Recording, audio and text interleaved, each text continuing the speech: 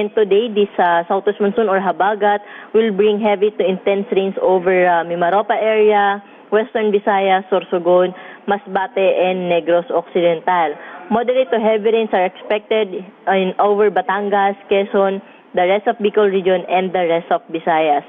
Here in Metro Manila and the rest of the country, we're expecting a generally mostly cloudy skies with scattered rains and thunderstorms due to the southwest monsoon and to the trough of severe tropical storm Bebinca.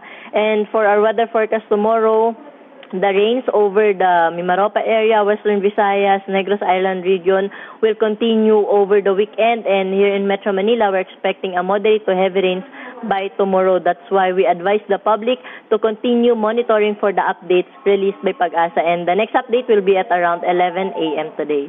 And that's the latest from Pag-asa. This is Ana Cloren Horda. Good morning. Thank you very much for that update, Anna. Turning now to the